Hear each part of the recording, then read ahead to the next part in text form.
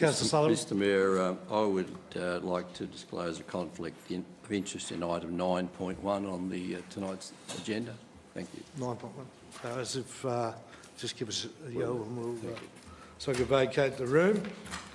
No presentations or deputations tonight, so we're moving straight into item 9. I just asked councillors tonight, because we've got a crowd, to just speak up. I think last time they were struggling to hear in the back row.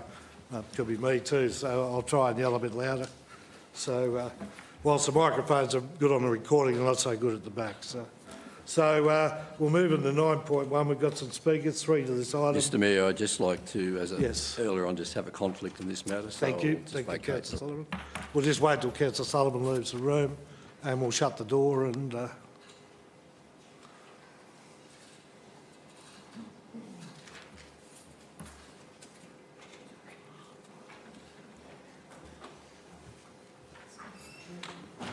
Okay, so the first speaker I've got on the list tonight is Michael Murphy.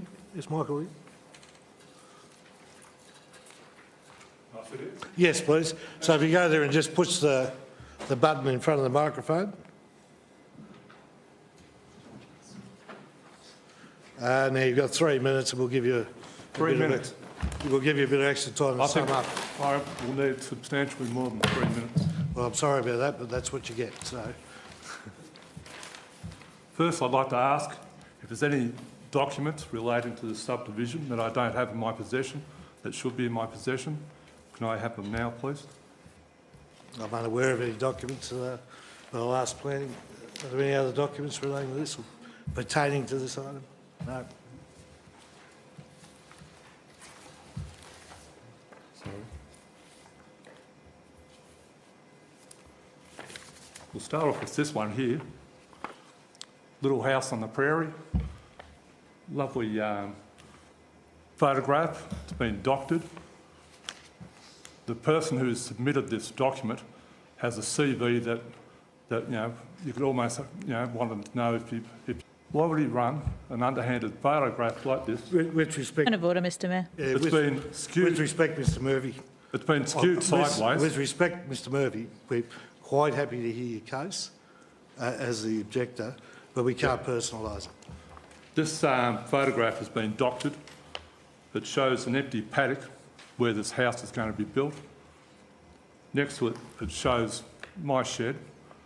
But because the photograph has been skewed sideways, it shows there's no sign of Mick Murphy's house. Why would you do that on a legal document like this? It's supposed to be dealing with professionals. This document here was submitted to me post the closure of the submissions that had to be in before Christmas last year. I got this early this year. How was it made reference in the reply I got from the company that is doing the subdivision, that there was a reference that there was a diagram on page 3. Went through all the documents, but when I got this one here, on page 3 is the layout of the boundaries of the subdivision with some measurements put on it. Not drawn to scale. The hole in the fence where the driveway goes through doesn't line up. But more importantly, it's got, let's see here, a measurement of 33 metres from the front of the garage to the boundary.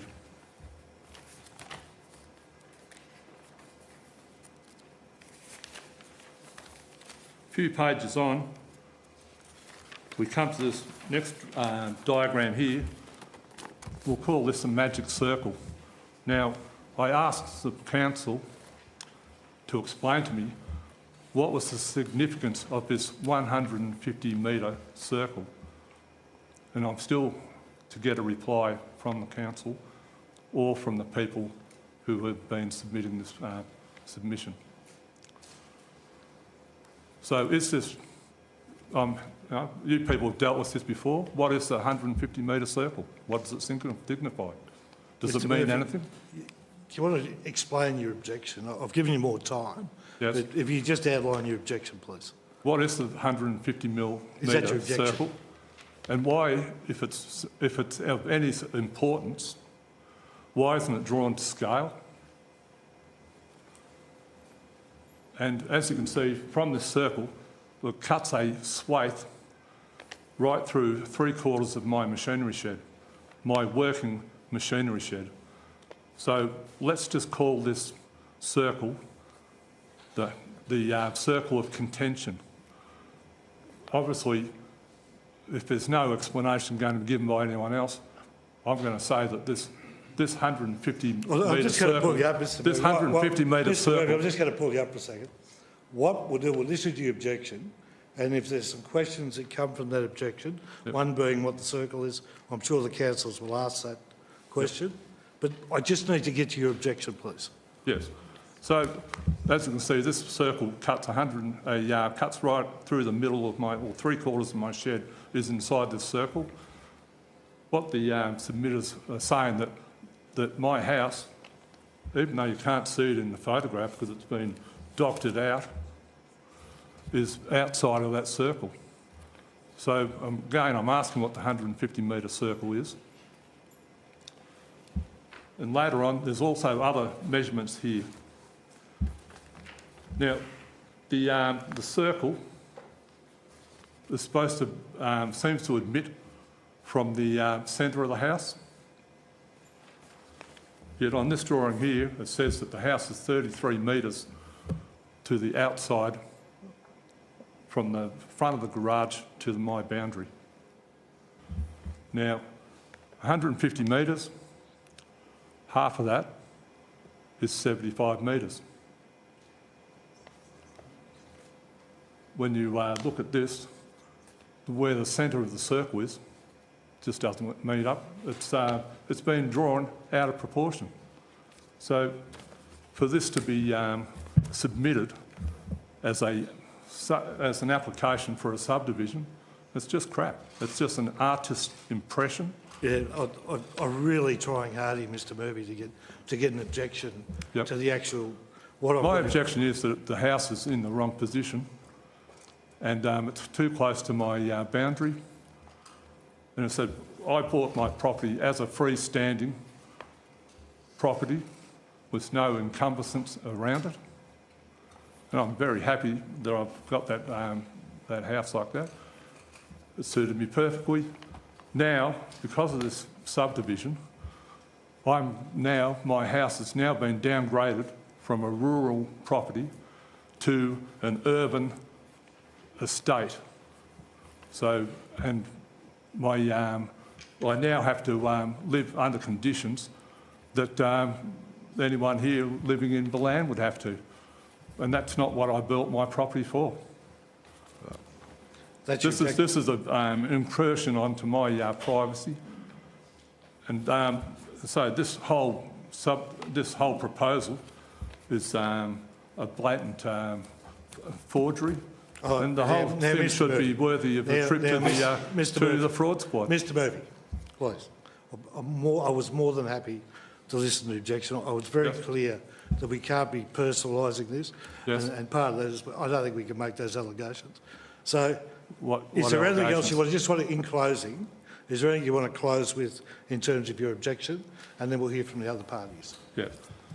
The other part of my objection is that when you put the two properties together needlessly, limiting this other property onto my property, which, as I said, was a freestanding property that had no noise restrictions upon it, it's now changed my ability to operate my property the way that I bought it for. Also, it was put in this by the whoever did this management thing, saying that there should be no changes to my lifestyle whatsoever. My house has now been, as I said, downgraded from a rural property to an urban, suburban property with urban rules. And also it sets a precedent for high density living in a rural area, quite needlessly. All right, thanks, Mr Murphy. Look, we'll take on board your objections. I'll ask the councillors. Any questions of the Speaker? Yes, Councillor Minari. Thank you, Mr Mayor. Thank you, Mr Murphy. Can I just start? So two-part questions, pretty quick. So when was your home built and how long have you been living there for? My house was built during the 20s, but there has been a house on that property since the 1880s, I believe. It was owned, at one stage, distant relatives of mine owned that property, the Walsh family, but the house was already built was when they, I believe they moved there. So, But I think my house was rebuilt during the 20s. I've been there for 6 years. 6 years. Thank you. That's all, Mr Second. Mayor. That was all? That's Thank you. Any other questions, councillors, of Mr Murphy or the officers? No, thank you. Thank you. I haven't even started yet. Well, you have here, so thank you. Righto.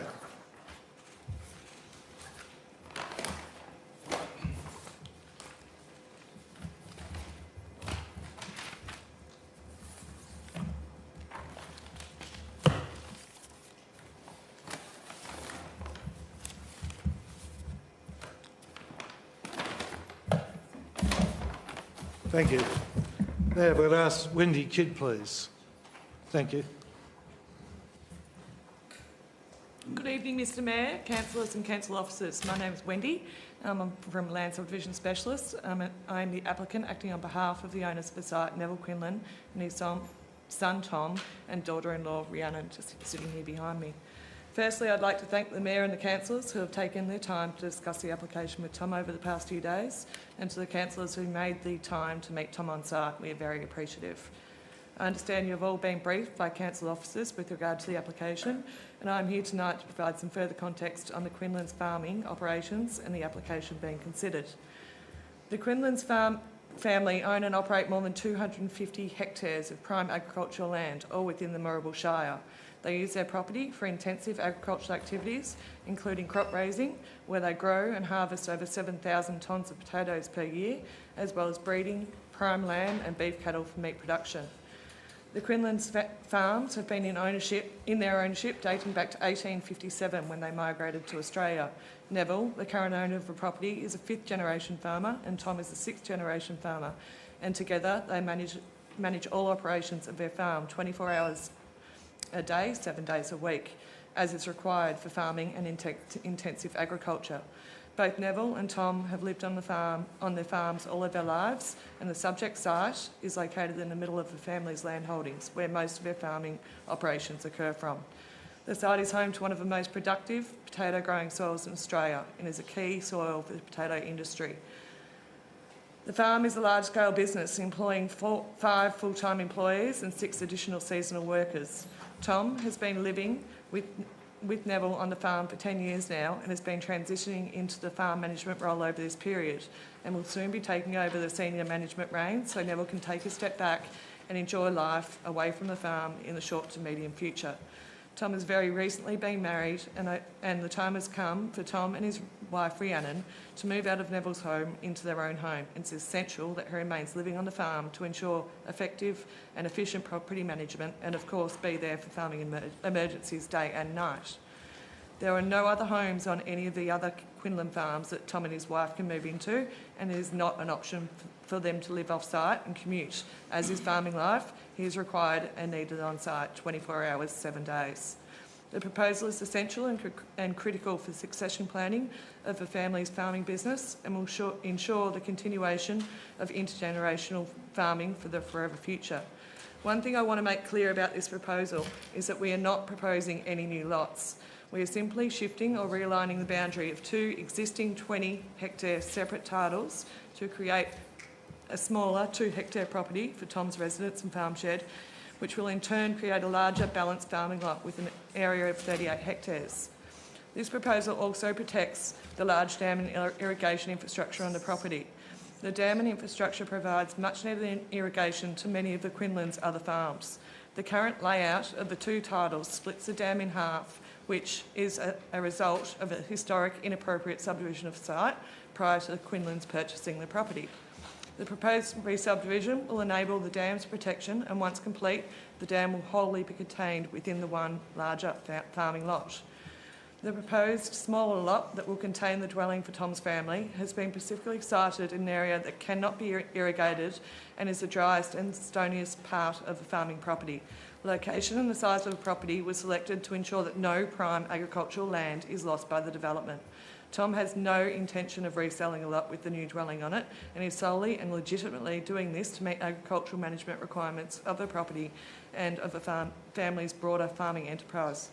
From a planning perspective, which is open to interpretation, we believe the proposal meets the objectives of the farming zone and the rural land use strategy, and there are holistic benefits in allowing the proposal which directly relates to the ongoing production, agricultural use, improvement and enhancement of the land and of the farm, which, if approved, will allow for the family's farming enterprise to continue for many generations to come and also reduce the risk of future farming fragmentation in this very important agricultural area. Transitioning families through generations and ensuring farms remain productive and viable is not easy. Supporting this proposal will help facilitate a succession plan and ongoing future for a very important family business to the Moorabool Shire and the ongoing achievement and objectives of the farming zone. So we're here tonight... You've got to wind this up. You've got about 5 minutes, so... Sorry. So yes. We're here tonight to ask for your consideration in overturning council officers' recommendations and give direction for a permit to be issued with appropriate conditions for this application. Thank you all for your time. Right, any questions, councillors? Yes, Councillor Berry. Thanks, Mr Mayor. Wendy, to proposal... speak up a bit. Sorry, Councillor Berry. The proposal is... Sorry, Mr Mayor. The proposal is to re-subdivide the land, create 2 lots. Yep. So lot number 1 is 1.5 hectares where the house, shed, pool will go. Yep. It looks lost in that corner. I was just curious to know why the applicant was wanting 1.5 hectares for a house, the house allotment. Trying to reduce the loss to agricultural land, basically.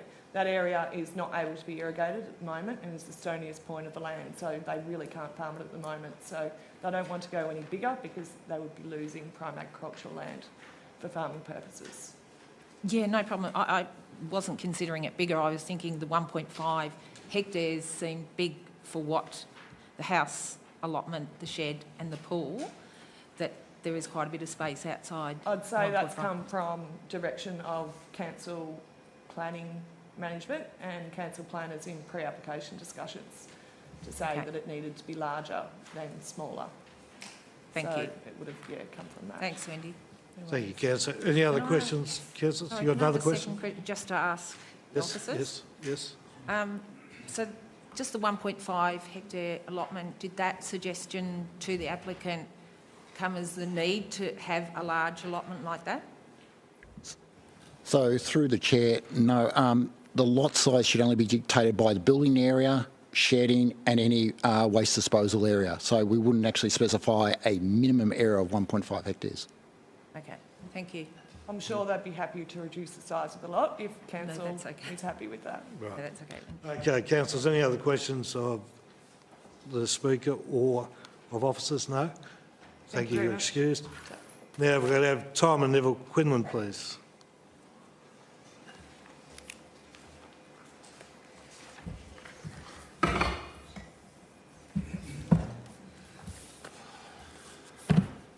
Good evening, Mr Mayor, councillors and council officers. I'm Tom Quinlan, and this is my wife, Rihanna, my dad, Neville, and Wendy, who's been helping me. I'm recently married and I'm still living with my parents, and I'm ready to build a house and start a family. I want to build this house as a part of intergenerational farming, as I'm a 6th generation farmer and the Quinlans have been farming since 1856. We produce 7,000 to 8,000 tonnes of potatoes each year. We also grow canola and cereals. We also have cows and sheep. I do not want to create any new titles. I just want to reshape one title in the best interest of the farm. I will still farm the land around my house as I don't intend to fence the whole lot. The area I've picked out is the stoniest and driest, and it can't be farmed properly as the infrastructure we've put in with our irrigators, they miss this patch in the corner. It's very stony. The irrigation, Dad's looking to step back as he's getting older, and I will be the person to take over the farm. I've been working on this project with land subdivision specialist, Cumbray, a farm management plan specialist, and council planning officers for the past 2.5 years, and I'm here tonight to ask you to overturn council planning officer's recommendation and give me direction for a permit to be issued. Thanks for your time. Thank you. Neville. Yeah, good evening, Mr Mayor, councillors and council officers. I'm Neville Quinlan, the owner of Powell's Road, the subdivision. 1856 we've been farming since. I'm the 5th generation. Everything sort of has been covered by Tom and Wendy. I fully support Tom and Rihanna to build as it completes his transition into the management of our farming business. Tom and Rihanna living on the farm is critical to the ongoing farm enterprise. I ask you to support this application. Thank you. Thanks, Neville. Councillors, any questions? Yes, Councillor Minari. Thank you, Mr Mayor. Whoever can answer it. I'm sure you both can. So I understand that you lease extra land to run your enterprise in hectares or acres, whatever you want. How much extra land are you leasing to maintain? Probably a couple hundred acres per year. Right. On a 4-year rotation with potatoes, yeah. Good. Okay. And just one other question. Yes. The dry stone wall fence that is out the front of the proposed block. I noticed that there's a gate there, and obviously the gate hasn't been used for some time, I don't think. So obviously we want to maintain heritage. We don't. So what are your plans to, if something happens and you're successful tonight? How do you see securing and protecting that fence? I plan to get it restored and keep it there because I actually really like the look of it. So. Yeah. Good. Thank you. Thank you. Any other questions, councillors, for the speakers or for officers? No? Thank you. Excused. Thank you. Now, councillors, there is an alternative being prepared for this item by Councillor Minari. Do you want to give us a preamble, if you will? Okay. Yeah. Isn't that a debate? Was everyone read it? Yes. Does everyone Everyone's know? been sent the alternate. Right, okay. Just making sure. Right. All right, councillors, so you've seen the alternate motion. You have someone, obviously we have someone move it. And Councillor Minari, you have a second. Councillor Berry. Thank you, Councillor Bingham. Just a question of council officers, and I'm pretty sure I know this answer anyway, but I'm gonna ask it again. So in this recommendation, I can see it's in here somewhere. Anyways, it's in there somewhere.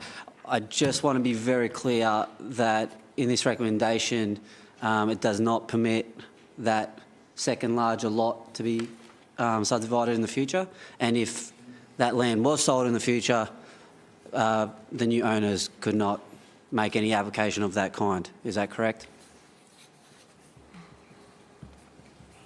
Through the chair, you can have a Section 173 agreement, which is a restriction on title, and that will prevent further subdivision of either lot. So the larger lot, the larger productive farming lot, cannot be further subdivided into the future.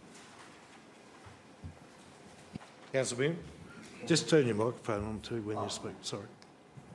No more questions, Mr Mayor.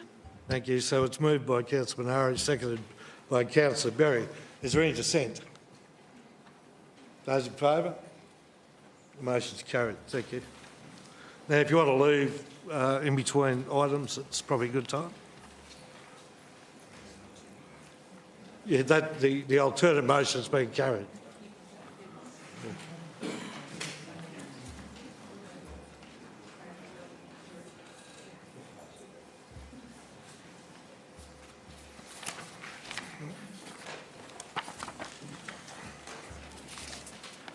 And if somebody could call Councillor Sullivan back in, please. Thank you.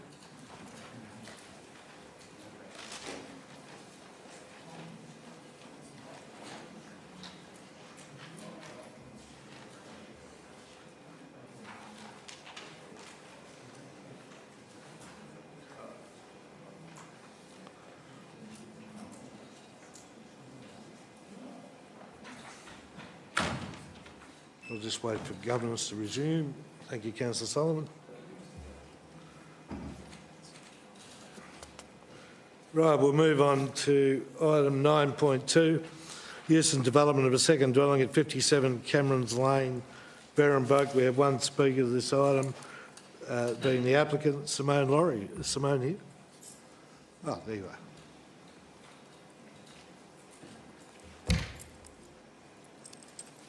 Good evening, everyone. I'm not looking to subdivide. I'm the owner of 57 Camerons Lane, Berrenburg. The property has been in my family since 2001 and solely by me recently under succession planning.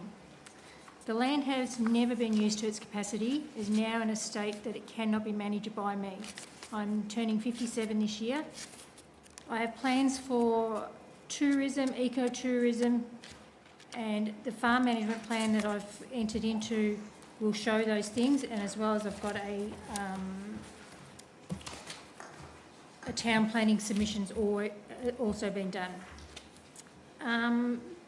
The farm is currently run as a commercial entity, which you say that I can't, but a commercial entity means the buying and selling of goods with a goal to make a profit.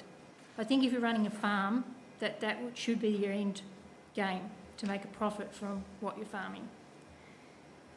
It says that I will be fragmenting the land. I will not be fragmenting the land. There is a certain section put aside. It's surrounded by sheds. The house that I plan will go in that area, and it won't ever be used for farming. There are three properties in the area, both with 2 dwellings. So I'm not the only one. Whether council's allowed them or not, they exist. One is on 13.53 hectares and the other is on 14.83 hectares. And the other farm has an old house which hasn't been knocked down, which could be rebuilt at a later stage. My property greatly improves the amenity of the area. I've done 3 massive native plantations. I've got a lot of ornamental trees. I probably spent about $15,000 improving the property just with trees. It's all new fencing, new arena, new sheds, so the amenity is not in question. It says that I plan to do additional structures down the track. I don't know how they've come to that in the proposal, because I haven't.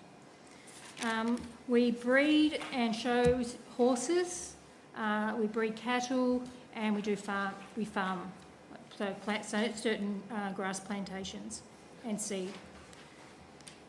I can't actually farm the property at my age to its full potential. As you know, if you're running a farm, it's not just a feel like it sort of thing. It's a 24-hour job. If you're not calving, foaling, I breed dogs. There's bushfires, there's stock water issues. It's not something you can just come and go. And I do get away probably every second weekend at least showing either horses or dogs. I need someone there. I desperately need someone there. I can't get anyone to come out and work there. There's currently 4 rental properties in Balan at the moment. And they're $450 to $900 a week. So for me to put someone in a property at that price is just ridiculous. There's already been set a precedent in the area from Berrenburg Road right down to Camerons Lane and Combridge Drive. A massive 25-lot subdivision was done years ago, already fragmenting rural land off into little parcels. So I'm not doing any of that. I just want to build another house. Can we wind it up, please? Yes. I'm the second largest farm in the area, and I'm the only one from Cameron's Lane, the start of Cameron's Lane down, that farms anything of 25 properties. Thank you. That's about it. Okay, councillors, do we have any questions of the Speaker or of officers? Councillor Minari. Thank you. Ms Laurie, I just want to get a gauge on your ecotourism vision. So you've mentioned hazelnut trees and truffles. Yes. So can you just talk to me about where you want to go in that space? I've got working dogs that are trained, that can be trained for truffles, and I just thought, given my age, like I'm not going to work forever, that it might be a good business opportunity to tap into, and that will bring people, of course, to hunt for truffles. And in my farm management plan, I also had a vision right down the back to put some little eco-tourism huts, like fully contained. Thank you for saying that last bit, because that was going to be my next question. Because on the document, the farm management plan, it did talk about future accommodation, the 3 spots down the back in the yellow. It's very pretty down there. So that, you obviously want to base that around the tourism potential and work that quite hard. Yeah, like some of the land isn't that productive. There's a lot of sloping areas as well. So we do the best we can, but we're forever fighting a weed problem that I can't manage. And that would be in terms of like tiny homes or... Pardon? Tiny homes or something like that? Yeah, like something eco. Yeah. Already there. So the effluent would be contained, solar panels, that sort of stuff. Okay, thank you. Councillor Sullivan. Mr Mayor, I just have a question of clarification from officers, if I may. In the report, it notes the property size is 39.89 hectares. In the supporting documentation that came in from the applicant's consultant, it's got 45.9, so I just want to get clarification of council officers as to which is correct. Mr Lowe. So through the chair, the correct figure is 39.89 hectares, which is the area specified in the certificate of title. Thank you, councillor. Any other questions, councillors? No?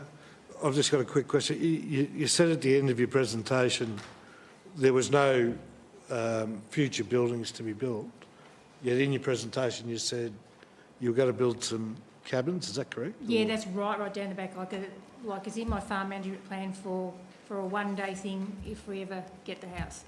But I can't do it all myself. Yeah, no, I understand that. No, I'm just going on the statement you made that you weren't building anything. Yeah. But you actually are, is that right? I want to. Yes, yeah, you're right. Yeah, no, it's, thank you, just clarifying, that's all right. Councillors, we have a recommendation in front of us. Do we have someone to move it? Okay. Thank you, Councillor Berry. Do I have a seconder?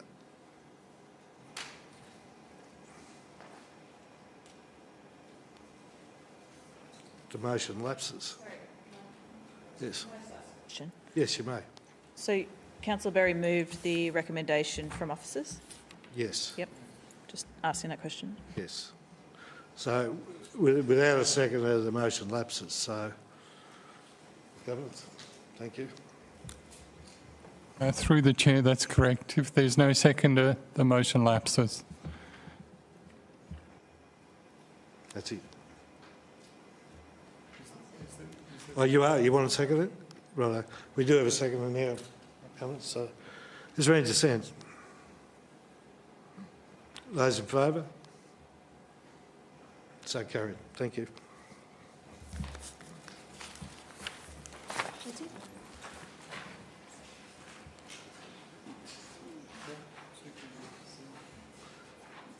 So, in light of what's just happened, the officer's recommendation has been carried.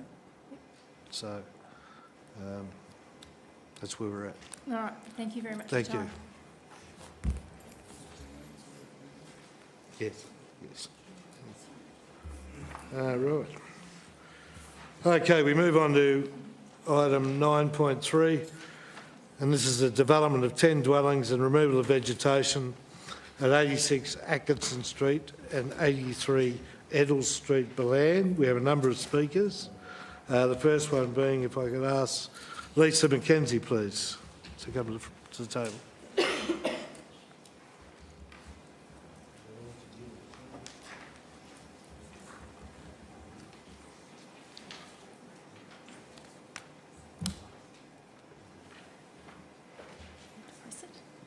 Do I just press it? Yes, that's already on. Oh, it's the on, green light. okay. Yeah, the green light's flashing. It's just like the trots. So there you go. Good evening, and thank you everyone for the chance to speak tonight. So I'm speaking on behalf of my husband, River McKenzie, and our 4 children, so Audrey, Claire, Jet and Flynn. We moved to Balan because of its community, its lovely village, and our beautiful precinct has been designated for heritage overlay. Our cottage, the old railway cottage, has historical significance, and we understand that it was used by railway workers before it became a private residence. We're working with heritage experts to explore that further. In fact, our precious cottage is pictured in Council's strategic directions. Its north-facing veranda and alfresco outdoor entertaining area is set back on our 700-metre block, but looks directly onto the proposed development. The broader area is identified by modestly scaled, single-storey, hipped and or gabled timber weatherboard and brick dwellings of rudimentary design that feature front and or side verandas, corrugated sheet metal or tiled roof cladding, timber frame windows with a conventional character and appearance, and a mix of Victorian, late Victorian, Edwardian and interwar bungalow dwellings. Council members will recognise that this description is actually taken directly from Moorabool Shire's own strategic directions policy, a document accessible on the Council's website. The developer's proposed design is the antithesis of the surrounding built community of single-storey, peaked roof, detached houses on generous blocks of land. The development and design, whilst the Planning Department has deemed meets building regulations, it does directly contravene Council's policy settings in the Heritage Strategy 2024 to 28 and the Balan Strategic Directions 2017. The visual bulk of the 2 stories of more than 7 metres high right on our northern boundary will negatively impact our view, reducing afternoon sun and car shadows as the sun sets in the west each afternoon. We can prove the visual bulk will cast a huge shadow over our properties, particularly during winter when the arch of the sun's trajectory is lower. It would visually dominate and detract from our heritage site and streetscape. The visual bulk will be visible from Fiskin Street and is not in keeping with the character of our area or, in fact, the historical significance of our street and the houses on it. The proposed design is flat-roofed with cheap cladding and corrugated colorbond as the bulk of the building materials.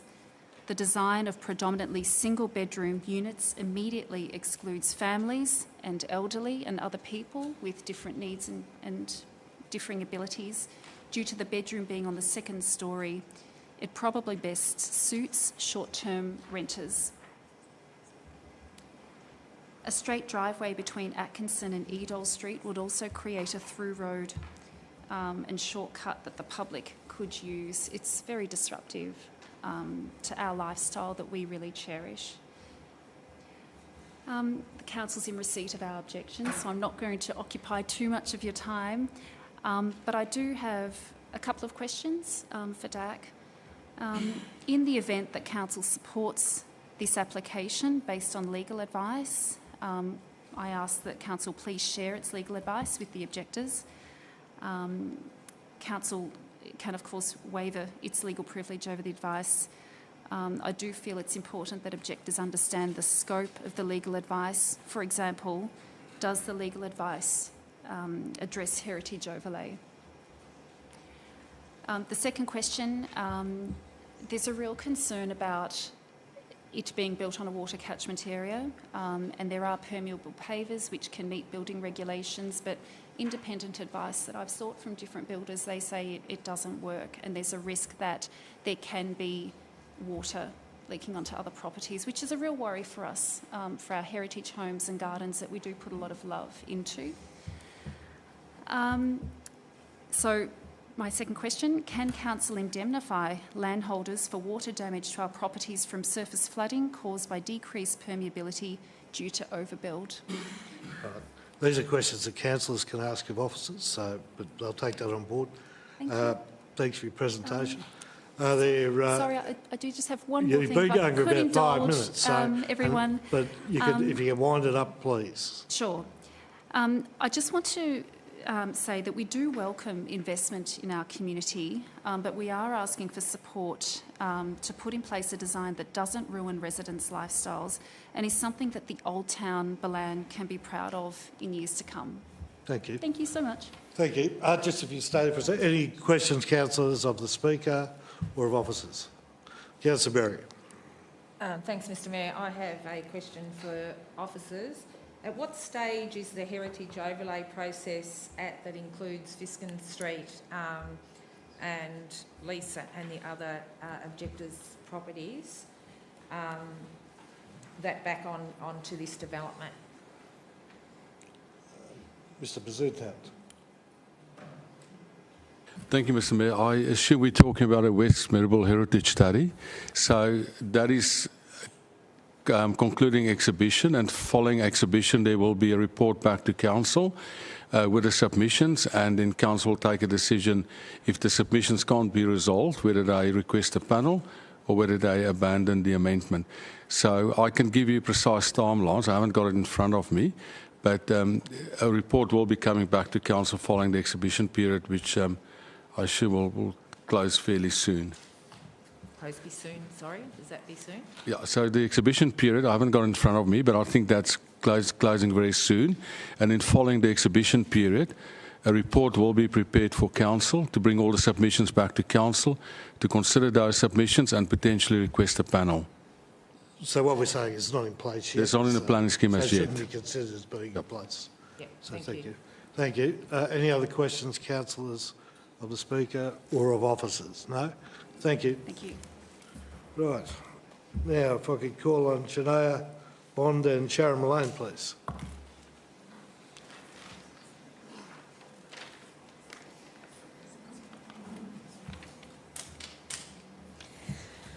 Good evening, Mr Mayor, councillors and council officers. I'm speaking on behalf of Shanae and Joel Mullane, my son, who reside at 85 Edel Street. We initially objected to when we initially objected to the proposal, we were unaware that the dwelling was planned to be two-storey. This introduces significant privacy concerns, particularly with the potential of overlooking into our home and backyard. Condition C is the endorsement plan requires the windows overlooking private open space to the east be screened or fitted with obscure glazing. We seek clarification as to whether similar treatment will be applied to the west-facing windows that overlook our property. If so, does this mean the future occupants of this dwelling will have no outward-facing windows, or will our privacy be compromised? According to the urban design guidelines on the Shire website, development should respond to the context of adjacent dwellings and surrounding streetscapes, contributing to the established rhythm and pattern. The inclusion of two-storey units in this proposal is inconsistent with the existing single-storey character of adjoining properties and does not align with the prevailing streetscape. The proposed two-storey unit or proposed tree line will significantly reduce sunlight from adjoining properties, negatively impacting on energy efficiency and natural heating potential, as well as light to our gardens, essential for growth. As evidenced by other unit developments further up Edel Street, limited on-site parking results in overflow onto the street. This proposal provides only one garage per dwelling and 2 off-street visitor parking spaces, which is inadequate for the development of a 10-dwelling, particularly considering that some of these 2-bedroom units will likely have more than one occupant and vehicle. Overall, a revised proposal that includes only single-storey dwellings, more in keeping with the character of the adjoining properties, along with the reduction in a number of dwellings to allow for adequate off-street parking, would be more consistent with the neighbourhood character, better received by the adjoining property owners. Thank you. Thank you, Sharon. Any questions, councillors, of the speakers or officers? No? You're excused. Thank you. I think there was a look of relief, was it, Sharon?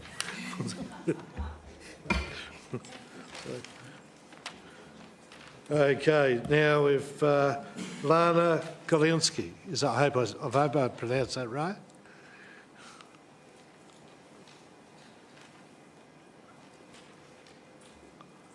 Welcome. You did okay, thank you. Thank you. Firstly, I wish to start by saying that I'm not opposed to development. My objection relates to inappropriate and overdevelopment that negatively impacts me, the neighbourhood character of the local area and the broader community. Council's Planning Department recommends approval of the proposed development on the basis that it's consistent with planning policy frameworks and does not detract from the neighbourhood character of the area. It does detract, and there are other considerations it doesn't meet. It's inconsistent with the vision for Ballan, and I quote, to sensitively grow without compromising its intrinsic country charm, and is at the expense of the existing character and heritage of the town, and it doesn't respect the neighbourhood character of the area. I live at 3 Fiskin Street in a 150-year-old house set well to the back of the block. My outdoor private living space is at the back of the house and the back northwest corner of the property. Referring to the photographs that I sent last night, the proposed development robs me of all amenity in that space. The proposed 7.1 metre height will block afternoon sunlight, which will render my vegetable garden practically unusable. I will no longer be able to enjoy outdoor living because the loss of sunlight and privacy renders the outdoor living space redundant. In addition, I'll lose indoor privacy by being overlooked by a number of the proposed dwellings, which will be able to see into my toilet, bathroom, kitchen, dining room and living room. Not all of the mitigating conditions recommended address these issues fully. Fiskin Street has recognised heritage value. Whilst the development doesn't face onto Fiskin Street, the 2-storey height has a significant impact on the properties that do. It represents modern urban design that is in no way sympathetic to the heritage value of Fiskin Street or the precinct it is in. The council's streetscape considerations focus on Eddles and Atkinson Streets. They appear not to have taken into account the impact on Fiskin. The proposed dwellings will be clearly visible because the 2-storey height will dominate the eastern horizon. Contrary to Clause 15 of the State Planning Policy, the proposal doesn't reflect the particular characteristics, aspirations and cultural identity of the community, nor does it enhance livability, diversity or amenity for future residents. 2-storey dwellings don't meet the accessibility requirements of people with disabilities, older people or those with mobility issues, those that are most likely to need easy access to the public transport, the shops and the medical facilities that are nearby. 1- and 2-bedroom dwellings are unlikely to appeal to families, and the proposal provides for minimal green or open space for them. The Ballan Strategic Directions document identifies Ballan as having a strong historical and village character and notes that its growth must be carefully managed and planned for to protect and promote its valued charm. Character is a critical consideration in ensuring new development is in keeping with the place. The requirement to consider character appears to have been completely overlooked by this proposal. And I quote again from the Strategic Directions document, Ballan has an important role in forming part of Moorabool's growth areas. However, Ballan is able to provide a point of difference in housing and lifestyle choices, secondary to the main growth front of Bacchus Marsh. It's critical this point of difference is retained in the long term, and Ballan does not undertake a suburban role in future. There are currently only a handful of 2-storey residential dwellings within this precinct and none that represent the density or urban design that's proposed here. Approving this proposal without further amendment creates a precedent for future similar urban designs as infill into the heart of the town. Before long, we may sadly go the same way as Bacchus Marsh. In closing, I reiterate my objection to this proposal is not an objection to development. Excuse me. It's an objection to inappropriate overdevelopment. I believe there's a middle ground that could be reached, and it is a shame that the applicant declined the opportunity for consultation and/or mediation to try and reach that middle ground between suitable development. Thank you. Thanks, Lana. Well done. You kept it very tight. I worked really hard. You did. Councillors, any questions of the Speaker? We'll go to Councillor Berry, then Councillor Minari. Thanks, Mr Mayor. I note in the, thanks Lana, that was very extensive, good report, and I have been to your house and I have seen the impact that these buildings will make and the sun will block out. With respect, Councillor Berry, a question? My that's more question debate. is, you did offer, or you were offered a consultation by officers, or you tried to instigate that of the developer? It's my understanding that that the council staff asked the applicant to consider consultation, and that wasn't taken up, that was declined. Thank you. Mr Mayor, can I just have a question to officers, please? With the consultation that was offered between the developers and the objectors here, do we know the reason why the developer reneged on meeting with the Erskine Street? Well, I think that's an inappropriate question. I mean, we can't answer for the developer, and I think it's unfair for the officers to answer for a developer, and it's not part of they're invited to do it. The question come With from... respect, Councillor Berry, they're invited to come to mediation, and they have the ability to object to it if they will not come. So They have the what, sorry? they don't have to go to a mediation. Okay, so Yes. that's what we've got, the answer. They don't have to go. Yes. Thank you. Councillor Minari. Well, my question was very similar, Yes. but I'm going to try and tweak it. Lana, thank you. Do you know of any other objectors that were offered consultation or mediation? No, as far as I know, the offers weren't made to the objectors. Thank you. Thank you. So any other questions of the Speaker or of officers, councillors? No? Thank you.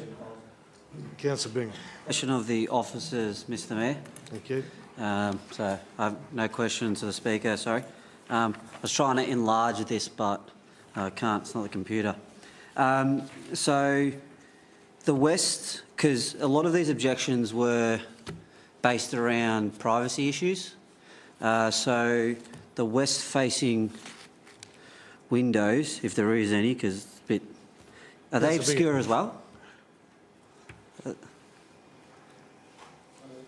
The Chair, all habitable room windows, and this proposal also has first floor balconies. They are all screened to 1.7 metres, and we've actually specified a condition where windows aren't meeting that requirement. We've actually done it as a condition within the condition 1 of the permit. Okay, I've just got one more, Mr Mayor. Now, just in regards to the screening of the balconies, are they a solid screening, or is there an ability to look through them if... So through the Chair, Res Code Standard B22, which is the old Res Code standards, specifies that it must be 1.7 metres in height, and the maximum opening of any structure is 25%. So it has to be obscured, and it can be a solid structure around the outside. These are showing solid structures around the balcony spaces. Okay, well, we'll see what happens. We'll see what happens tonight. I might foreshadow an amendment. We can foreshadow an amendment. I'll foreshadow... You don't have to take advantage of it. Yeah. Yes. We've still got more speakers. Oh, sorry. So, thank you. Thank you. Thank you. Now, if I could ask River McKenzie, please. Yes, I've got a written one as well, yeah. I've got one more speaker, so... Sorry, is that River McKenzie? Yes, yes. My husband, he provided a written submission. So that is the written one? All right, great. Yeah, I thought he was here. Sorry, Lana. All right, have all the councillors read the written submission? Yes, Councillor Sullivan, please. Just a question, if I may. On condition, the draft condition, or the proposed condition, 14D, it talks about the volume of water discharging from the development. I'm just asking a question. Is that percentage adequate for the increase in hard surface? Mr Lavelle? Stormwater drainage is to be controlled so it doesn't exceed that post-development standard. Our engineers have asked for a detailed drainage design, and that may involve alteration to the design if there's any exceedance which requires, that could cause inundation to any adjacent properties. Thank you, Councillor. Any other questions? Councillor Ward, did you have a question? Sorry, Mr Mayor, I actually... I think you're on mute. Sorry about that. Mr Mayor, can you hear me now? Yes, yes. Yep. Sorry, my connection dropped out. So what stage of the debate are we at?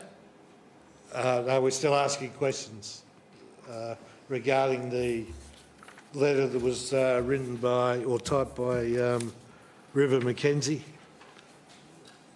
No. Well, I suppose my question I did have, and if it's been covered, my apologies, because as I said, I dropped out.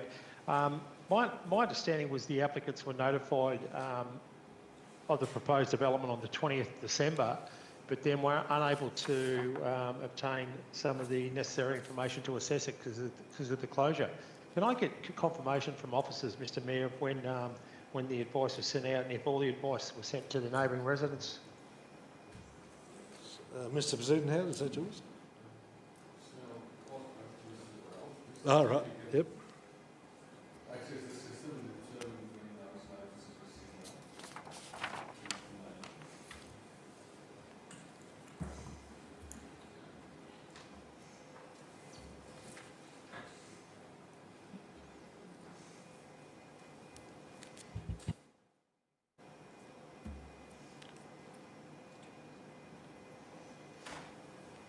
Did you have a question, Just Councillor Kerr? I've got no questions. Oh, that's okay. I was just... Yes. So through the chair, I suppose just explain a bit of history. So the applicant, so objections did come in quite a period of time ago through December 2024. The applicant declined the offers for a mediation in February of 25, and of course invites to this council meeting went out in April of 25. Did you get that, Councillor Ward? Yes, I did. Thank you. Did everyone hear that up the back? No, I didn't think so. I can see some blank looks. I'd asked if you... Yeah, I'll go through again. So advertising and objections were through December of 2024. The applicant was notified for a consultation meeting where they was participating in a consultation meeting. That was in February of 2025. They declined that offer. And this current DAC meeting was notices went out to all parties in April of 25. Sorry, you can't ask a question. I could ask you if you heard it. Can I speak to it? No, sorry. I'm sorry. That's yeah.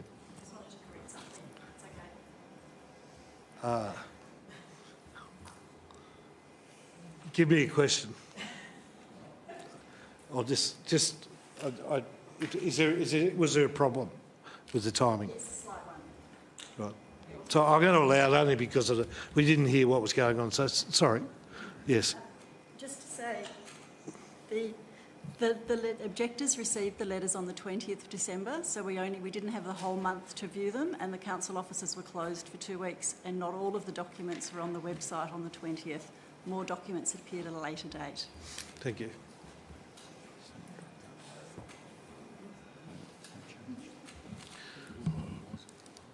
Councillor Kerr. I'd like to move a motion, Mr Mayor. Yeah, you're entitled to that. I'd like to move that this item be held over till the May DAC meeting so that a mediation meeting can be arranged for a solution to be found for the development that the objectors and the applicant can live with. Basically, Councillor Kerr, you're just asking for a deferral. We don't want to go into a discussion on why. We can preamble that if we have to later. But so you're moving to defer the motion until the next DAC meeting? You're seconding it, Councillor Bingham. Do we have any dissent? We do, so the argument starts with you, Councillor Kerr. I've been to the site on a couple of occasions. I fully understand what our officers have got to say with the planning ordinances, and also I can fully understand how our residents feel for that really precinct that's quite historic in that railway area. I believe that if they could have and they're fully aware that the development is going to happen, they're fully aware of that, but I believe if they could get together with the applicant, they might be able to come up with a proposal that they can all happily live with. Thank you, Councillor Kerr. Councillor Sullivan, please. Thank you, Mr Mayor. I guess the applicant has had an unwillingness to participate in mediation thus far, so a delay of for another month, I'm not sure whether anything more would be achieved. This is one of those very difficult ones that Council confronts from time to time, and I just don't know whether, and I'm not even quite sure whether what any VCAT implications may be for failure to make a decision, so that's another matter as well. But I just don't know whether we're going to retain the information that would make us advance us any further in the May meeting. That's all. Thank you.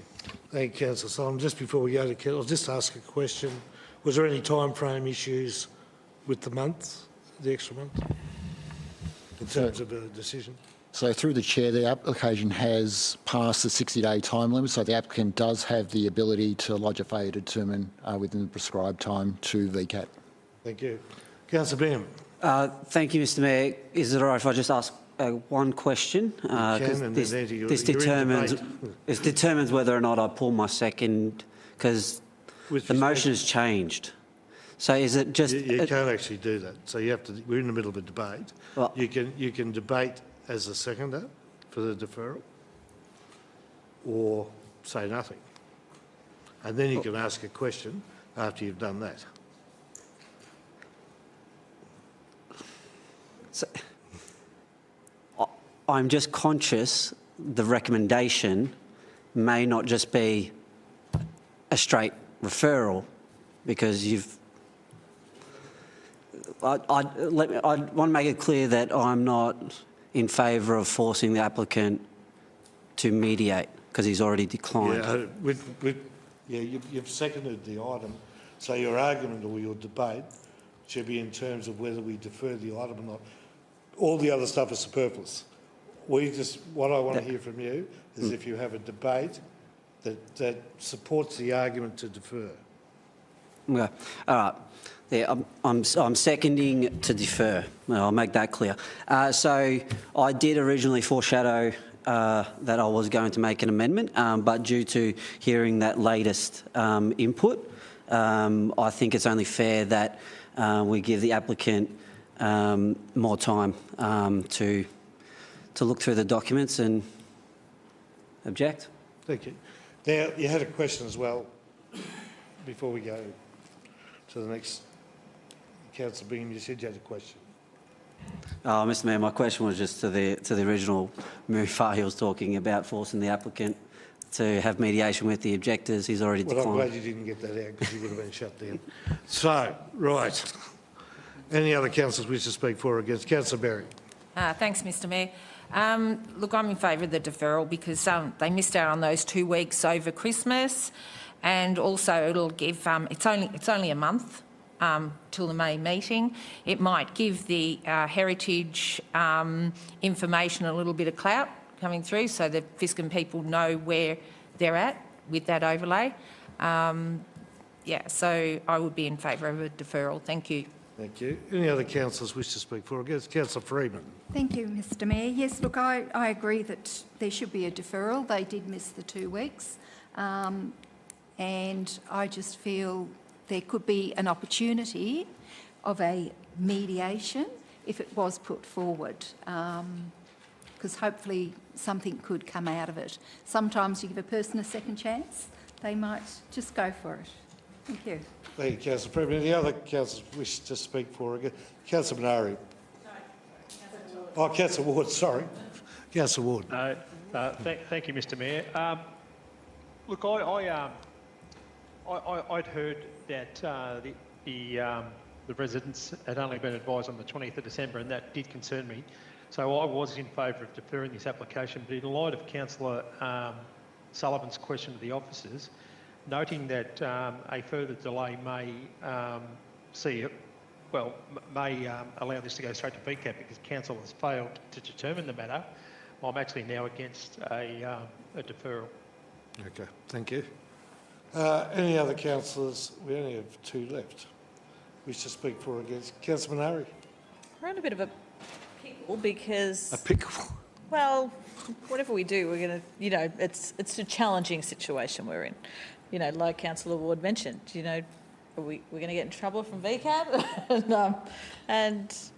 But at the same time, the argument's there about the Christmas dates. And really, that's a bit of an argument in terms of they didn't get the amount of time recommended. So I think that deferring this item is a safer way to go. It's a respectful way to go. I hope that things in the next 4 weeks turn out how many would hope, but I'll just cross my fingers. Thank you. Thank you, Councillor Minari. So I assume nobody left to speak for or against, so we'll go to Councillor Keogh. If you could close off the debate, please. Just push your button. Thank you, Mr Mayor. I believe that at this mediation meeting, with the attitude that our residents have got, and they are in a mood to understand both sides of the argument, I'm fairly confident that we can come up with a product that they can both, the applicant and the residents can live with. All right. Thanks, Councillor Keogh. Now, before we go to a vote, I just want to clarify with Mr Lavelle on are we over the time limit and what are the repercussions of that? Chair, the repercussions are the applicant does have the opportunity, if they choose, to lodge an appeal against Council's failure to make a decision within the timeline. Thank you. So, councillors, we have a motion to defer. It's moved and seconded. Those in favour? The motion is carried to defer the item to the May meeting. Thank you. Right, did those guys want to leave, or did you want to stay for the last one? It's so entertaining. It's riveting, really, isn't it?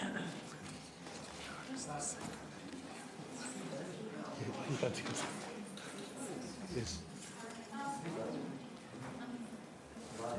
Sorry?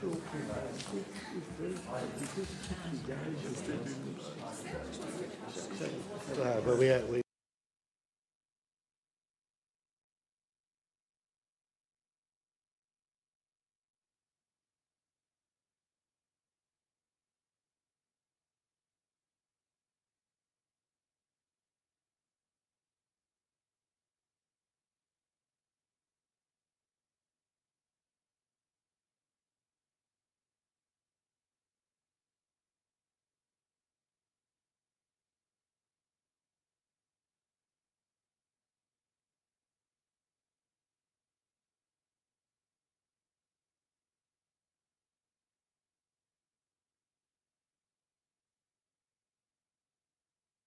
Sorry, I can't hear.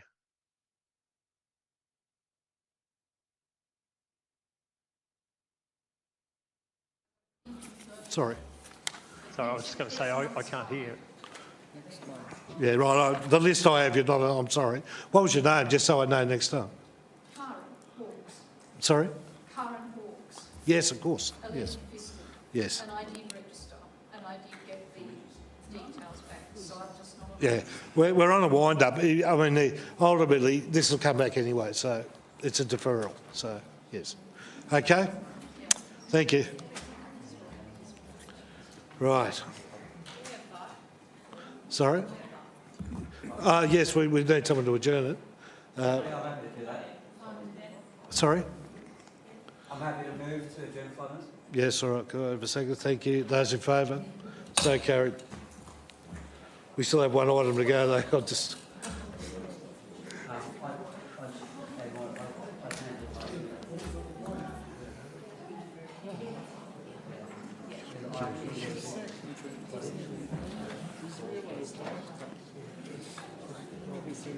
Oh, no, it's extraordinary. That's, we've got to tidy this We've up. got to spend some time with him, just work out what he's doing. I think he confuses himself, that's all. Yeah, even the...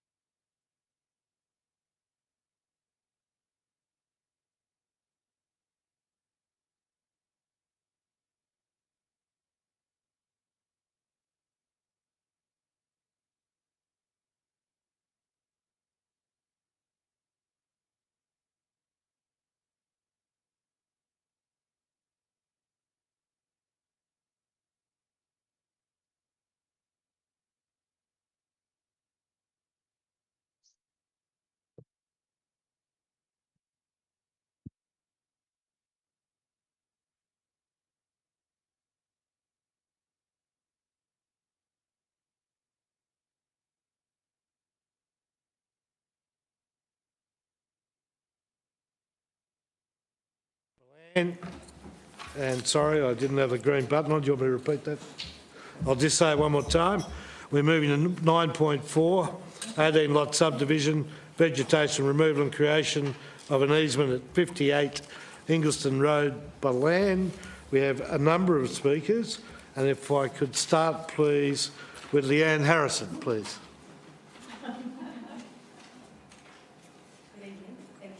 I'm not really good at this, so please bear with me. Doesn't matter, I'm learning myself. Just push the button, please. Yes. I do suffer from severe anxiety, so I'll try my best. Yes. I'm not in objection to Balan growth and development at all, but I do feel that 18 lots in 58 Ingliston Road is not in accordance with the surrounding properties. We moved to Balan in 2008. It's a lovely rural setting, and I think everybody should be happy and joyful in what we've got here in Balan. It's lovely. It's not Bacchus Marsh. It is Balan, it is country, and it is lovely. There are no street lights in Balan. There are no, street, stop signs, flashing lights. Sorry, my brain's gone. Traffic lights. There are no traffic lights in Balan. So it is country. It is special. It is nice. Ingliston Road does go onto the industrial area. In the last 17 years since we've been here, Ingliston Road has been a major highway whenever the Ballarat Freeway has broken down. That will be neck-to-neck bottle for 24 hours until whatever has happened on the road has been cleared. If you were to put 18 extra lots at 58 Ingliston Road, that's a minimum of 40 cars every day, in and out, with your buses, with your children, with your families. We've had duplication of the train lines. We've got double the trains coming and going. Just recently I've noticed families riding their push bikes, doing the blocks of Balan because it is so lovely, a country scenery environment. You won't be able to do that because there's no footpaths. The road's not even done properly. There are potholes every year to the point where it's damaged the tyres on my vehicles. But my main problem is that I have livestock. On that side of the road, across the road, when we moved, was rural. It was rezoned semi-rural, residential, across the road. Now, those lots have been divided even smaller because right next to, on the left of 58 Ingliston Road, there's 10 lots. Behind that's 8, within about the same area. On the right of 44 Ingliston Road, there's 11, and directly behind that is 15. But right in the major industrial road, thoroughfare, which bypasses Balan Main Street, you want to put 18.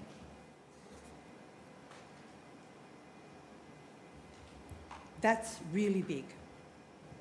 It's outside what I think 12 would be fine, probably in accordance with, you know, what you've got, which is 11, 8, 10, but 18, way too many. So, what else have I got here? Clause 1103 3S. I don't think it's in accordance with the timing of the infrastructure. There is no infrastructure in Ingliston Road. None at all. It's country, it's rural. Behind me is a beautiful hill for people to enjoy when they ride their bikes past. We have horses up and down the street all the time.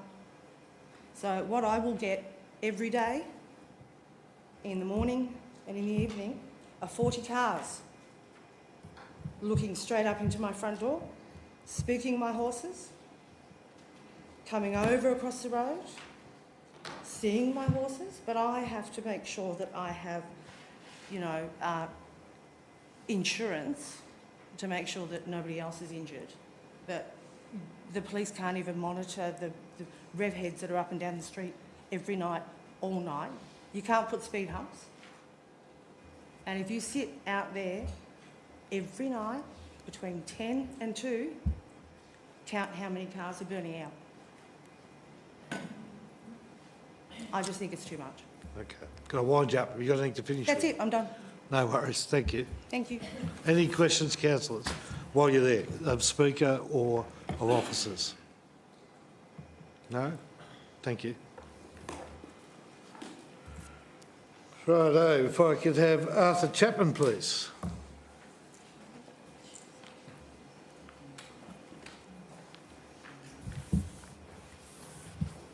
Thank you, Mr Mayor, councillors. I live further down to Lay Street, so the water, etc., comes to my place.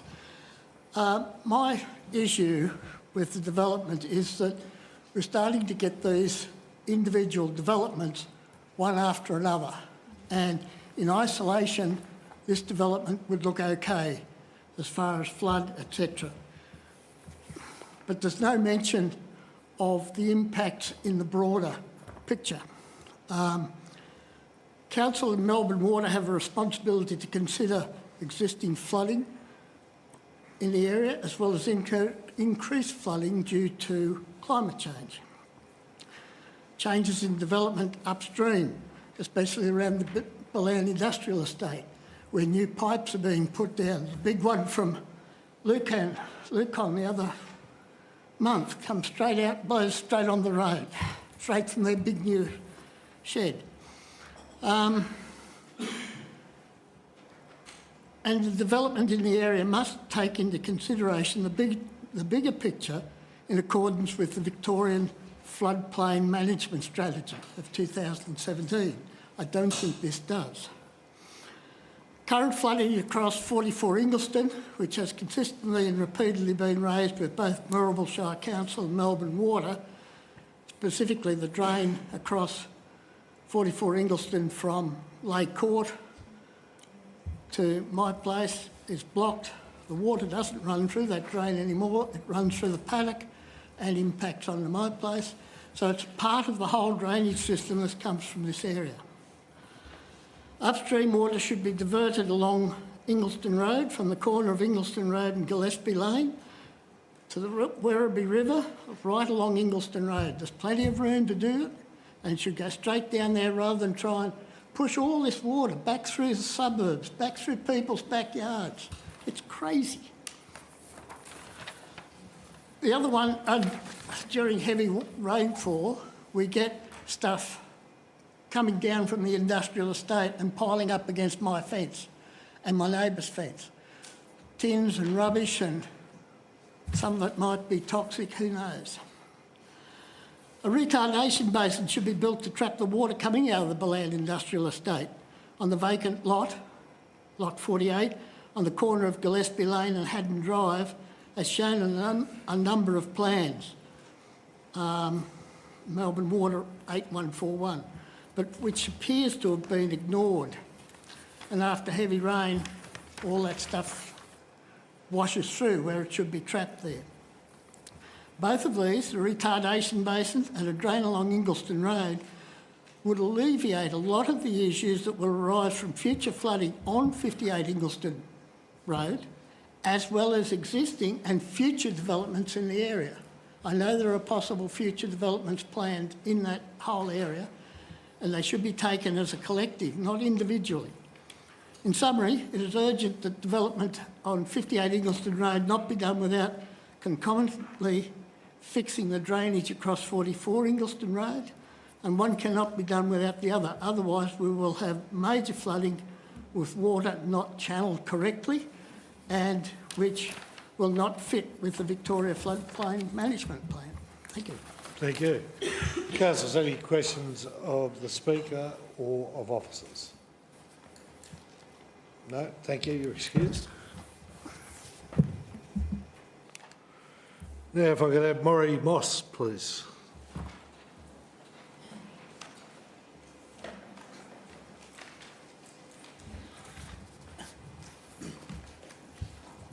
Maury Moss from 5 Walsh Street, Ballan. My issue is the flooding in Lay Street and Lay Court, and I've put a few bits and pieces together here. In response to the planning application for 58 Ingliston Road, Ballan, in the last couple of years, changes have happened in the industrial complex. The new CFA campus in Ingliston Road has come online, but it has stormwater retardation. New council offices, workshops, paved areas does not have any water retardation that we can see. Lot 40 Haddon Drive. There are 3 new large buildings which contain 59 storage units. Water drains to Haddon Drive. Lot 36 Haddon Drive. There are 4 new large buildings which contain 90 storage units. There is also 4 large garages in separate compounds. All the water drains to Haddon Drive. Gillespie's Lane. Lucan has built a very large building and all the water drains to the street. The water from all these buildings, car parks, paved areas and industrial complex enters the Gosling Street drainage system, which backs up and causes flooding in Lay Court and Lay Street. And I'm pretty sure that the changes in the industrial complex wouldn't have been taken into consideration when designing the water drainage for 58 Ingleson Road. And I've also put down here, who's going to pay for the maintenance and cleaning for the underground tanks at 59 Ingleson Road? So with the rain that we get and the crap that comes down the street, it's going to end up blocking up those tanks in a few years, and somebody's going to have to pay to clean them. Anyway, I put here on the back. So what I don't understand is, why does the council send more water down from Haddon Drive when they know it will increase the floods in Leigh Street and Leigh Court? Thank you. Thank you. Councillors, any questions of the Speaker or of officers? No? Thanks, Murray. Councillor Bingham? Sorry, Councillor Berry. Thanks, Yes. Mr Mayor. I just have a question for officers. So on page 58 of the document, Melbourne Water and Council's development infrastructure requested further information related to flooding and drainage. Can you just give a bit more of what information was requested?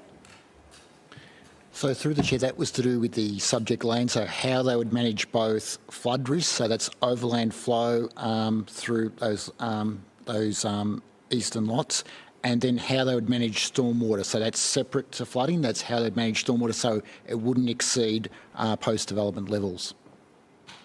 Sorry, can I have another question? Yes. So that was just, those questions were just related to the new development?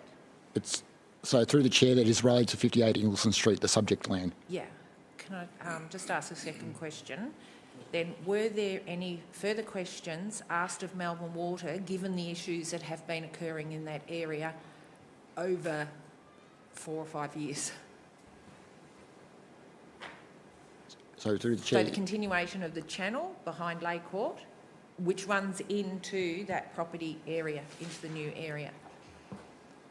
So there's been, I suppose, to answer that in one part is that there's been no increase in the flooding, so the 100-year storm event. So what has been mapped in the overlay, that is the actual extent of the flooding within that overlay. So there's no changes where they've been in the last 5 years that have actually changed or increased that overlay. Okay, can I just have a third question, please? I know that Melbourne Water are responsible for that channel in Leigh Court. Are they keeping up the maintenance on that channel? Because I saw it when it was flooding and there was reeds, bushes, junk that was running over the top of the road into the paddock because the Can we get this back to a wasn't question? clear. We continually keep going to a debate. You're entitled to ask a question. That was You can part say of my that to your question. debate. Well, it's not a question when you put a statement in there as well. Mr Lavelle, please. So through the Chair, Melbourne Water have undertaken inspections of the Leigh Street drain. I think they've done some very slight maintenance to it, but as far as like vegetation within it, they don't consider that has created a problem as far as water flow through that flood overlay. Thank you. Thank you. Councillor Bingham, you had a question? No? No? Any other? Councillor Minari. Thank you, Mr Mayor. My question is to officers. Yes, so thank you. Mr Moss mentioned the holding water tanks on Ingleton Road. I'm not aware of them, but anyway, that's fine. Are you aware of them? And do you know whether Melbourne Water has been maintaining them?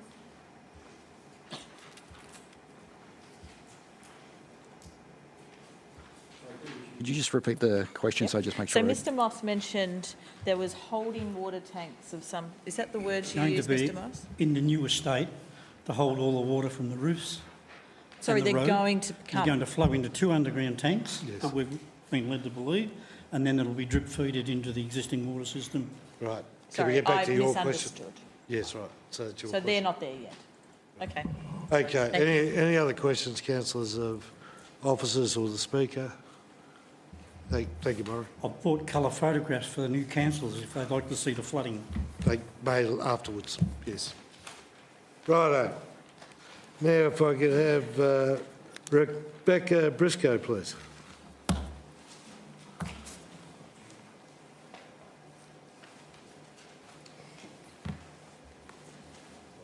Good evening all.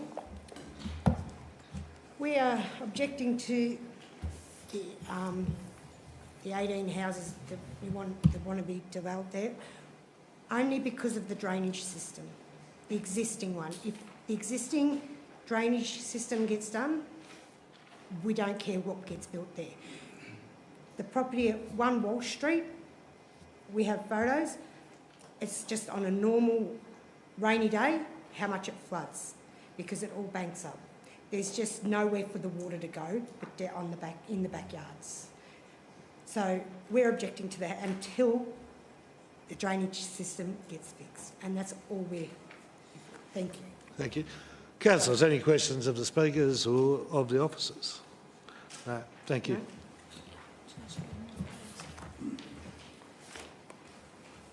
No. Okay. The next one is Adam Hussein.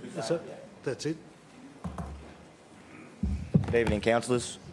Yeah, my concern is the floodwaters behind in the Lake Channel. Same thing with the 18 lots going up.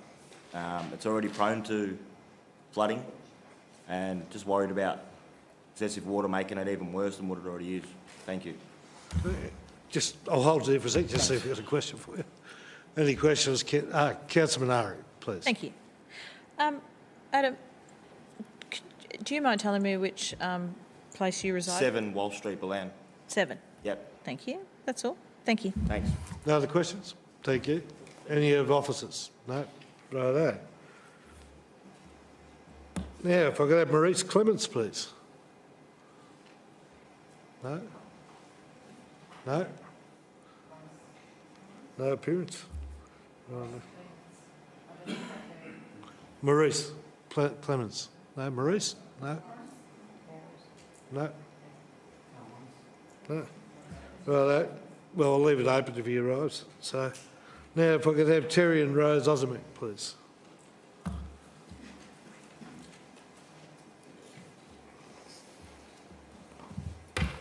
Good evening, everyone. We don't have very big presentation, but we only have more questions.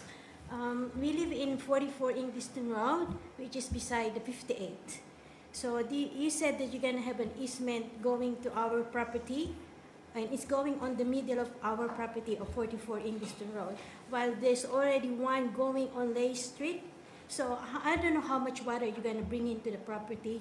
And this property has already been sold, and we are on a 7-year settlement. 4 years left. And then 4 years left to go. So I don't know if the buyer will have the thing to back out on, on the property because of this development. But regarding that as well, because of the flooding, if in case that the buyer will not buy the property anymore, our property will be just a retardation fit for all the water coming from the 58 and from the Lake Court. That's all I said. My husband will maybe have more questions. Yeah, Terry? What I can't understand is,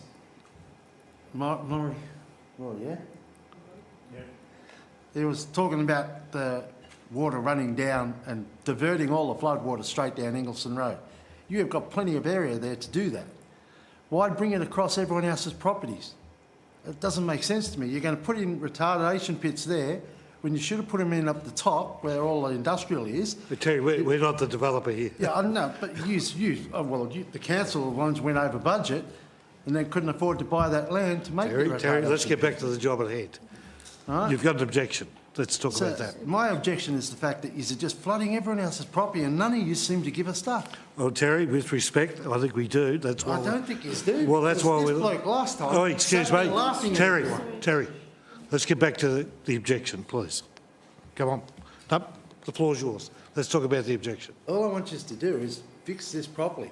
You're just going to, according to the plans we looked at, you've got a pipe under my property. It's only 600 mil.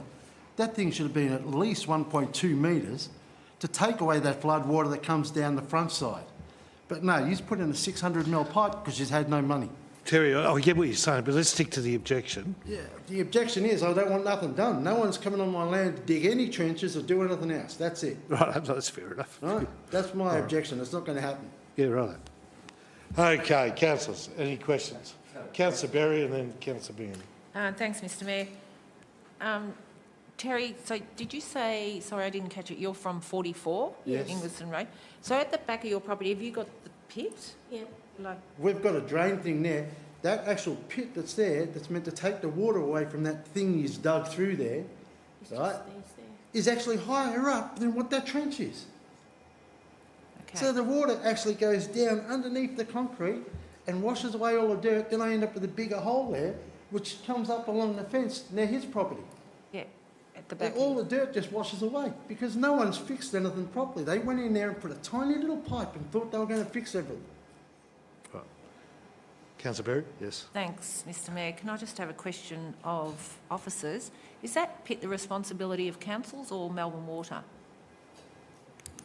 So through the chair, that would be a Melbourne Water asset, and it is not designed for the 1 in 100-year storm event. It's actually designed for the 1 in 5-year storm event as its maximum capacity. Did you hear that, Terry? It's what? Did you hear that? No, he talks too quietly. Well, there you go. You certainly don't. But you're going to have another go, please, Mr Lavelle. Sorry, through the chair again. So the pipe running through that site is a Melbourne Water asset. Now, it is not designed to cover the 1 in 100-year storm event, which is the whole LSIO area. It is actually designed for a 1 in 5-year storm event. It doesn't cover that either. That's its... and you're going to put more water Well, let's pull this up for a second. Terry, I understand you're upset. We're trying to get to the bottom of this. We're trying to get to I'm the not conclusion. upset with you people. You know, a lot of it you. Yeah, I know, but we're trying to get to the bottom of it. But so the thing is... let me have a go. I've got rules that I have to live within this meeting. And I'm trying to do that to the best of my ability, but also give you that opportunity to speak. So we need to find the balance here. So we'll keep asking questions until we find a solution here. So where are we? Councillors. Councillor Berry, did you have another question? I will ask just one further question. So if that's the responsibility of Melbourne Water, was there a question asked of Melbourne Water? Could they fix that pit or make it bigger? Mr Lavelle? So through the chair, it's not designed to take all the flood water from the floodplain away. So it is designed only for that 1 in a 5-year storm event, and you would not increase it because a natural water flow across the property, you don't want to drag more water at a higher velocity into the Werribee River because then you'll cause downstream flooding. The gentleman at the back is struggling here, I could tell. Would it help if you sat closer? Would that help? Or? No, he needs to talk louder. Well, people have limitations on how they can speak, so not everyone can be as loud as me. So with respect, I'm quite happy to come closer, but I can't make him speak louder. Right. Okay. Councillors, any other questions? No. You're excused. Thank you. Right. Now, if I could have Nicole Dixon. Or is that a written one, written response? There's a written submission. Councillors, I assume everybody has a copy of that and has read it. Yes. Okay. Any other questions, councillors, before we move into the recommendation? No? I'd like to move a motion to move to defer to the next DAC meeting to give more time. Obviously, a lot of these issues here are Melbourne Water issues and not council issues, and then obviously to find out, to give time so they can find out what actions have currently been taken by Melbourne Water, and then obviously a community forum with Melbourne Water and affected residents. Obviously, there's been some work done at 15 Walsh Street. That's basically not up to what was required. So basically, I'm just asking for this to be deferred to the next DAC meeting. Right, so I'll get you to move that, but just before we go there, I'll just ask the same question as last time in fairness. Do we have a timeframe issue in terms of this application? So through the chair, same as the last item, it is past 60 days, so the applicant does have that opportunity to lodge an appeal for failure to determine. So you understand that, councillors, that the application is past 60 days, so the applicant, and in fairness, has the ability to go directly to VCAT in the case of the deferral. Does everybody understand that? Okay, we're moved by Councillor Beniti Taylor. Do I have a seconder? Councillor Keogh, do I have someone object? Councillor Sullivan? Yes. Yes. Thank you. Councillor Taylor, the floor is yours. I think that basically within that area, and as we can see from tonight's council meeting, that there's been historical issues. Putting 18 dwellings into that area, into their current environment, probably isn't very good. Melbourne Water probably, if we can give time, Melbourne Water will come out, they can meet with the residents, address the issues and find a solution moving forward. A short amount of time to have time to have a look at all the issues and really get the residents on side with everything that's happening. I think the time would be well suited in this situation. Thank you, Councillor Taylor. Councillor Sullivan. Thank you, Mr Mayor. I asked the question, what's to be gained by actually doing this deferral, similar to the last one? I mean, there was a consultation meeting back on the 8th of October with the applicant, which actually didn't result in any changes to the application. That's what it says in the report. Clearly there is a drainage issue in this area, but we are looking at an 18-lot subdivision only. That's all we're doing, and I think a deferral is not, there's nothing going to come out of a deferral that we don't already know now, and I can't see any advantage in delaying it for another month, that's all. And we seem to be conflating two issues together. We're conflating this 18-lot subdivision, the application which is before us, and the broader drainage, historic drainage issue which exists in that part of the land. And I think we're mixing the two together and sort of trying to leverage one issue off the other. And I think that's why I would oppose a deferral. Thank you. Thank you, Councillor Sullivan. Councillor Keogh. Thank you, Mr Mayor. Thank you, Mr Mayor. I fully understand where Councillor Sullivan's coming from and I fully see his point of view.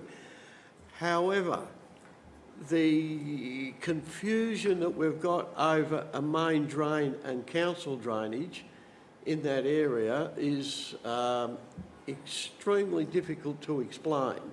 And to be able to get Melbourne Water here, sit down with our residents, so as that our residents can fully understand that it is not a problem for the Mirrabul Council, it is a problem of Melbourne Water to be able to look after that, for the want of a better word, that main drain. And the sooner that happens, I think the better. Thank you, Councillor Keogh. Do we have any other councillors for or against the speech? Councillor Freeman. Thank you, Mr Mayor. I'd like to agree with the deferral. Seeing it is a council and a Melbourne Water, I think, and residents, the residents need to be listened to by council and Melbourne Water. And I think by bringing them all together, maybe something can be done with the drainage. It seems to be a big issue there. People are getting flooded out, which then affects their insurance and things like that. So I really believe it needs to be fixed. Someone said it was historical, so let's try and resolve it before it goes any further. Thank you. Thank you, Councillor Freeman. Anyone else wish to speak for or against? Councillor Taylor, do you want to close the debate? Yeah, pretty much, within a situation like this, I understand the 60-day period and everything that goes with it, but as you can see from the passion in the gallery tonight, at the end of the day, at some point they have to be explained. It's not council's situation. Looking at the 18 lot dwelling, I can't say hand on heart that won't affect the area anymore. you've pretty much got a situation with 44 Ingliston where they basically don't want Melbourne Water onto the block. So moving forward, there's just going to be a lot of issues that aren't council issues, and Melbourne Water obviously have been briefed already, can come in and they're more than willing to do it. And personally, I think we give the time to do it and then come back in the next DAC meeting. Thank you, Councillor Taylor. I'll just make a couple of points before we go to a vote, as we did before, that we're over the time period in terms of the application, which means that, and this is for the benefit of the gallery, that means that the applicant can go directly to VCAT and it could come back with no conditions, understanding that. That is even if a deferral should go through. So even if the deferral goes through, there is a chance that it may not come back, just so you understand that. So I'm just giving you worst case scenario and best case scenario. So there we are. So, councillors, we have a mover and a seconder for Councillor Berry. Sorry, Yes. can I just have one question? The Yes. residents there have a whole lot of photos of showing the flooding that's occurred Ca- around there. Councillor Berry. Have they shown or not? They could have been brought up during that. We've had a debate. But they're not on the list. This is the point. I mean, you know, sorry, but this is not what we do. I mean, these things need to be pre-arranged. And it is a Move that the council. motion be put. Yes, so let's... I understand the evidence. What we're dealing with here, though, is a deferral matter. We're not dealing with the application at this point. We're actually voting on a deferral. That can come up again should the deferral fail. We can bring this back. But at the moment, the only thing this council is voting on is deferral. So, councillors, those in favour of a deferral? The motion's carried. Thank you. Oh, I don't know if that's a win. That is really poor. We've got to get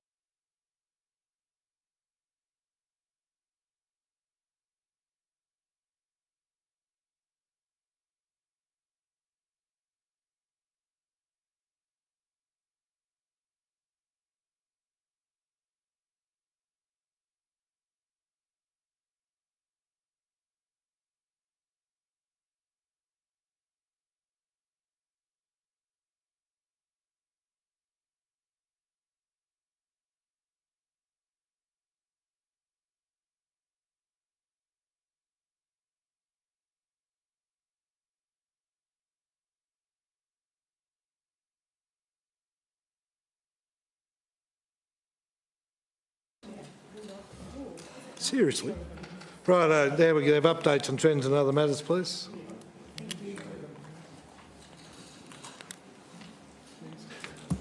Thank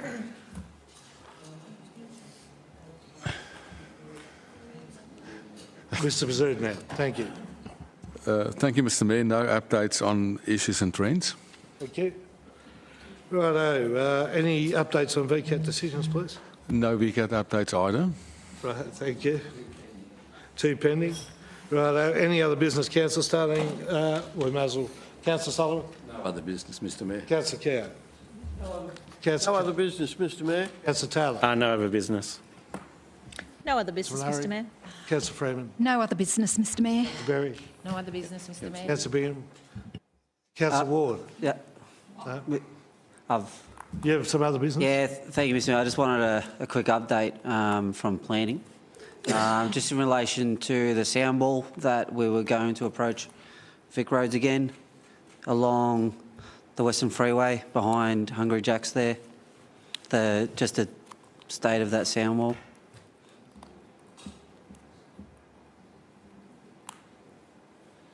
So through you, Mr. Mayor, as we explained previously, it's Melbourne Water that approved it, and we escalated it back to Melbourne Water, and we've seen there's some works undertaken. So I'll again follow up with Melbourne Water to get clarification as to the extent of the works and if they can provide us with any additional information that I can share.